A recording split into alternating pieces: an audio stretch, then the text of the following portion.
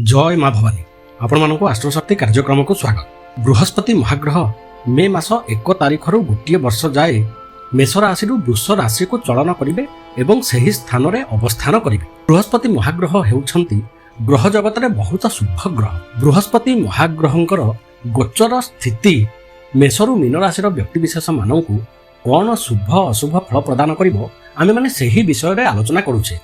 आज आमे माने आलोचना करिबा वृष राशि व्यक्ति विशेष मानक पाई बृहस्पति महाग्रहंकर एही चलन जहा वृष राशि को हेबो गोटे वर्ष जाए कौन फल प्रदान करिवो। वीडियोटी भल लागिले लाइक कमेंट शेयर करंतु, चैनल को सब्सक्राइब करंतु जहा फल मोर प्रत्येकटी वीडियो आपण मानक पाखरे पहुंची जिवो। चारोटी ग्रह शनि राहु केतु एवं बृहस्पति महाग्रह हेउछंती एमिति ग्रह जे माने गोटे राशि आउ गोटे राशि को जीवा पाई बहुत लंबा समय नहीं थांती। बृहस्पति महाग्रह गोटे राशि आउ गोटे राशि को जीवा पाई गोटे वर्ष समय नहीं थांती। शनि महाग्रह 2.5 वर्ष समय नहीं थांती। राहु एवं केतु महाग्रह 18 मास समय नहीं थांती। सेथिपाई प्रत्येक व्यक्ति विशेष माने यही चारोटी ग्रहंकर गोचर स्थिति बा आजिर स्थिति को देखि निर्णय करिबा आवश्यक सेमानंक पाई वर्षटी कौन फल देव। वृष राशि व्यक्ति विशेष मानक पाई शनि महाग्रह 10म भाव में अवस्थान करुछंती एवं शनि महाग्रह हेउछंती वृष राशि पाई बहुत जोगकारक ग्रह।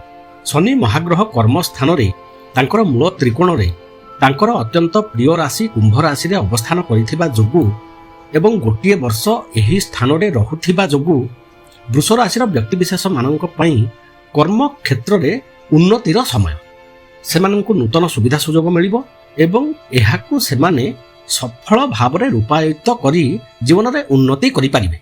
वृषभ राशि पाई राहु महाग्रह एकादश भाव में बा आय भाव में गोटे वर्ष जाए अवस्थान करुथिबारु राहु महाग्रह जी कि प्रत्येकटी काम को बहुत शीघ्र कराई थांती वृष राशि व्यक्ति विशेष मानक पाई बहुत शीघ्र प्रत्येकटी काम को कराइबे एवं वृष राशि व्यक्ति विशेष माने उन्नतिर पथरे बहुत क्षिप्रतार सहित आगे जिबे। केतु महाग्रह वृष राशि व्यक्ति विशेष मानक पाई पंचम भाव में अवस्थान करुथिबारु वृष राशि व्यक्ति विशेष मानकर संतान मानक प्रति चिंता बढ़ी जिवो। विद्यार्थी मानक पाई एहा सेतेटा भल समय नुहे। प्रेम प्रणय रे सेमानंकु बाधा विघ्न भोग करिबाकू पड़िबो। पेट जनित समस्या रे सेमाने पड़िबे जहा फल रे एहा सेमानंकु बहुत कष्ट देव। तेणु वृष राशि व्यक्ति विशेष माने एही तीनोटी ग्रह शनि राहु केतुंक पाई एही जो फल पाइबे ताहा उपरे नजर रखिथिबा आवश्यक। वर्तमान देखिबा बृहस्पति महाग्रह वृष राशि व्यक्ति विशेषंकु कौन फल प्रदान करिवे। आम शास्त्र रे अछि जन्म रासौ सुराचार्य राम राजा बनम गत। यार माने हेला बृहस्पति महाग्रह जेतेबेले राशि उपरे अवस्थान करिथांती सेतेबेले गृह त्याग करिबाकू पड़िथाए बा दूर स्थान को जिबाकू पड़िथाए। यार माने हेला आमे माने एही समय रे किछिटा दुख कष्ट भोग करिबा।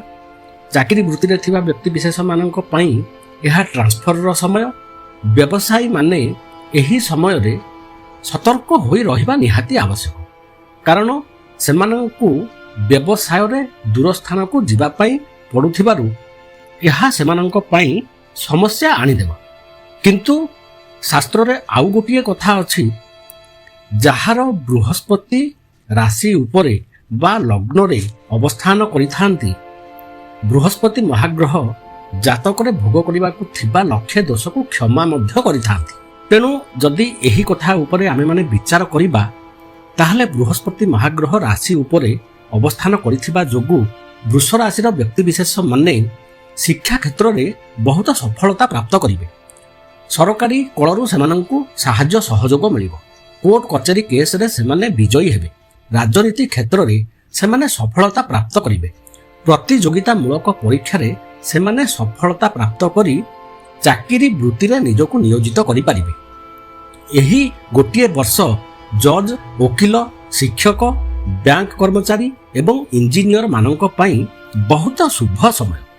बृहस्पति महाग्रह वृष राशि रे अवस्थान करी ପଞ୍ଚମ ଭାବକୁ କନ୍ୟା ରାଶିକୁ ଦୃଷ୍ଟି ଦେଉଥିବାରୁ ଯାହା ହେଉଛି ବୃହସ୍ପତି ମହାଗ୍ରହଙ୍କର ଶତ୍ରୁ ଘର, ସନ୍ତାନମାନଙ୍କ ପାଇଁ ଚିନ୍ତା ବଢ଼ିବ।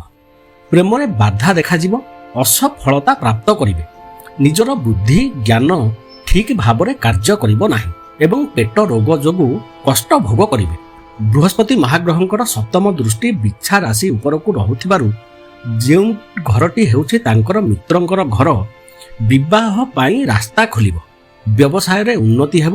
ପାର୍ଟନରସିପ୍ ବ୍ୟବସାୟ ପାଇଁ ଏହା ବହୁତ ଶୁଭ ସମୟ। ସମାଜରେ ପ୍ରତିଆରା ବୃଦ୍ଧି ହେବ। ବହୁତ ଧନ ରୋଜଗାର କରିବା ପାଇଁ ସୁବିଧା ସୁଯୋଗ ପାଖକୁ ଆସିବ। ରାଜନୀତି କ୍ଷେତ୍ରରେ ଥିବା ବ୍ୟକ୍ତିବିଶେଷ ମାନେ ଏହି ସମୟରେ ବହୁତ ଶୁଭ ଫଳ ପ୍ରାପ୍ତ କରିବେ। ବୃହସ୍ପତି ମହାଗ୍ରହଙ୍କର ନବମ ଦୃଷ୍ଟି ମକର ରାଶିକୁ ତାଙ୍କର ନିଚ ସ୍ଥାନକୁ ରହୁଥିବା ଯୋଗୁଁ ପିତାଙ୍କ ପାଇଁ କିଛିଟା କ୍ଷତିକାରକ ସମୟ, ପିତାଙ୍କ ସ୍ୱାସ୍ଥ୍ୟ ହାନିର ସମୟ, ପିତାଙ୍କର ଧନ କ୍ଷତିର ସମୟ। ତେଣୁ ସେଥିପ୍ରତି ସତର୍କତା ଅବଲମ୍ବନ କରିବା ଆବଶ୍ୟକ। ଦୂର ସ୍ଥାନକୁ ଯିବା ସମୟରେ ସତର୍କ ହୋଇ ଯିବା ଆବଶ୍ୟକ। ଉଚ୍ଚ ଶିକ୍ଷା ପାଇଁ ଠିକ୍ ଭାବରେ ବିବେଚନା କରି ସେଥିରେ ପାଦ ଦେବା ଆବଶ୍ୟକ।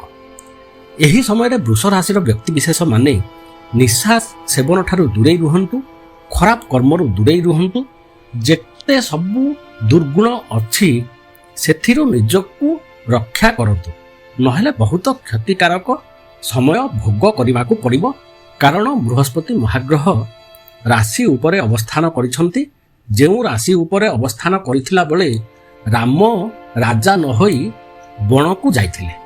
ବୃହସ୍ପତି ମହାଗ୍ରହଙ୍କର ଶୁଭ ଫଳକୁ ଆମେମାନେ କେମିତି ପାଇବା ସେସବୁ ବିଷୟରେ 12ଟି ଯାକ ରାଶି ଉପରେ ଆଲୋଚନା କରିବା ପରେ ଆମେମାନେ ଆଲୋଚନା କରିବା। ଭିଡ଼ିଓଟି ଭଲ ଲାଗିଲେ ଲାଇକ୍ କମେଣ୍ଟ ସେୟାର କରନ୍ତୁ।